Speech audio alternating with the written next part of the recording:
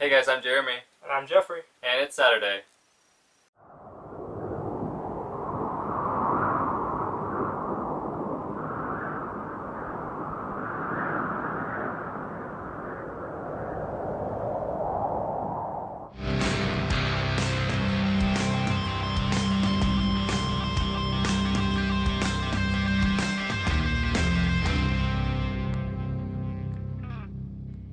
As graphic designers, we tend to be drawn to more visually attractive covers.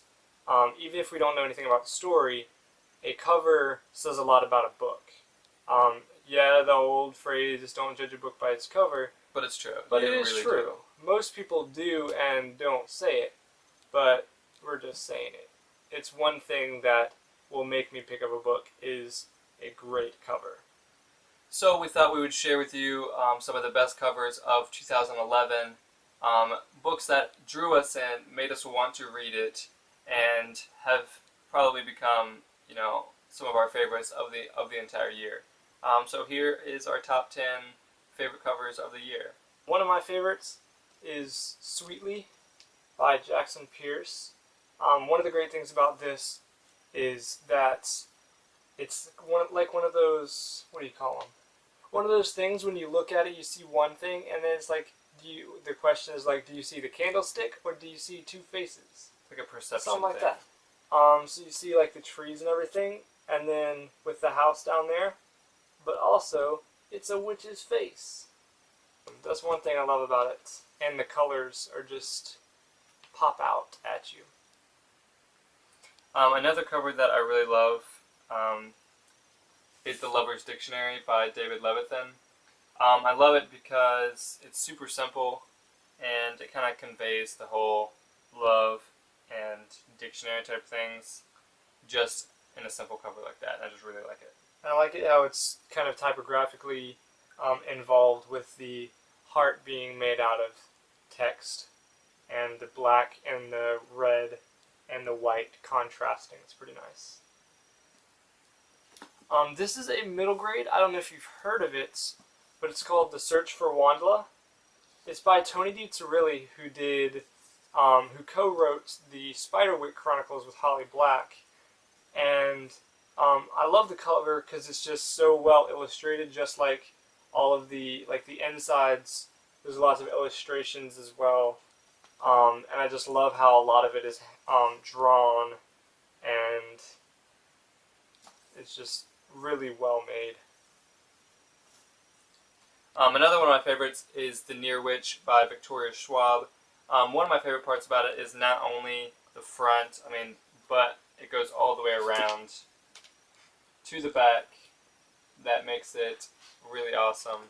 And also on the front, you probably can't see in the video, but it's quite shiny and has lots of white floral things that make it embellished more. And we made a fake cover of The Near Witch that we want to make the paperback cover. So this is it. And what do you think?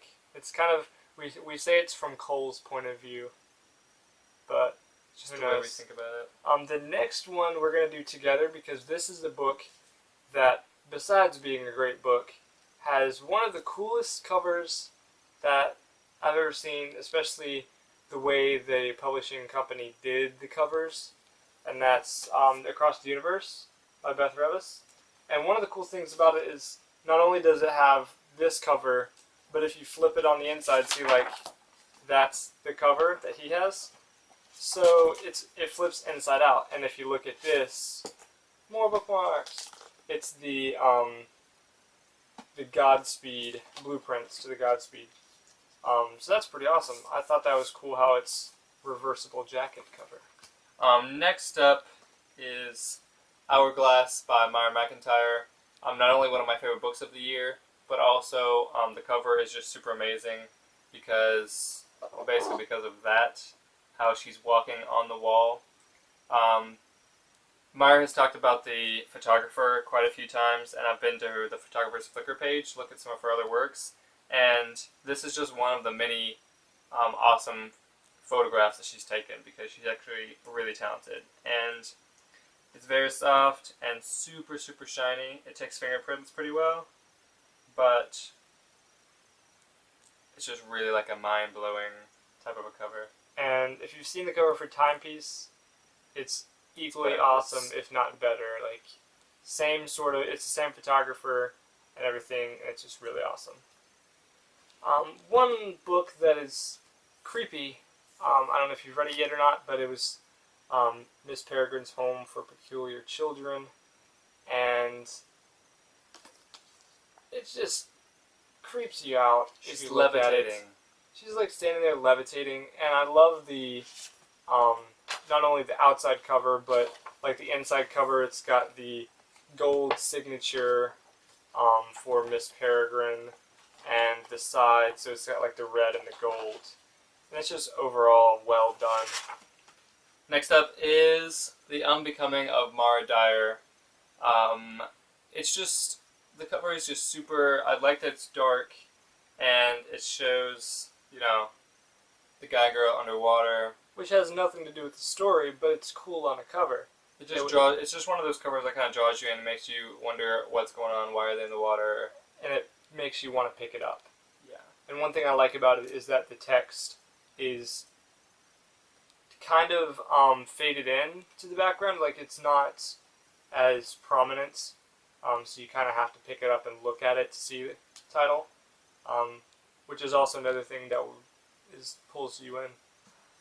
Another one is Beautiful Chaos by Cami Garcia and Margie Stoll. All of these covers have been really awesome, where it's the darker background with the text that's a popping color. I really loved Beautiful Darkness with its blue and Beautiful Creatures with purple, but I really like the gold. The first time I saw it on Goodreads, I was a little wary about it because it looked kind of beige-ish, but Cami reassured me that the gold looks really nice, and I agree. I love it. And I think one of the, I love books that are more typographical because I'm huge into typography, and something like that, especially where you're not focused on the background, more so of the text is the prominent feature. The prominent feature on the book, which I love. And finally, another thing where the text is kind of typographical, but it's just a beautiful cover, is Wither by Lauren DeStefano. This is just one of those covers that is all around just amazing. I've seen the original photograph, and even the one for Fever is just, it's all in the same kind of a feel. But I just love pretty much everything about it. I love how it's got its own unique vibe to it. Yeah, it's very unique. It's got the circles and the lines, so it draws you into different bits and pieces of the cover without taking away from it. Kind of like tells you where your eyes should be looking on the page. And so you never really miss anything or look over anything. It just draws you in a whole lot more. And it's just one of those really unique covers, and I just love it. So those are just a few that made our top 10, or I think that was actually 11, I'm not sure. Book covers of this year. There are so many that couldn't fit into this video, but we tried to pick our favorites. Are these some of your favorites, or what are your favorite covers from this past year? Let us know in the comments. Also, if you go on Goodreads, there is a voting currently going on for the most breathtaking covers of 2011-2012. And one of the book covers that we designed this past year is actually on the list. And it's currently, I believe, at number 99 out of 280 something. Something like that. And so we would love if you would vote for it and help it bump on up. And even add it to your to-read list. It's called Asphodel. It's by Lauren Hammond. It's a retelling of Persephone and Hades. So, sounds pretty awesome. What are your favorite book covers for this past year? If you want to make a response video, go ahead and go for it. We had one person do a response video for our video last week. Thank you for that. Thank you. Awesome. And yeah, just if you have any favorite book covers, just let us know in the comments down below. Thank you guys for watching, and we'll see you next week. See ya.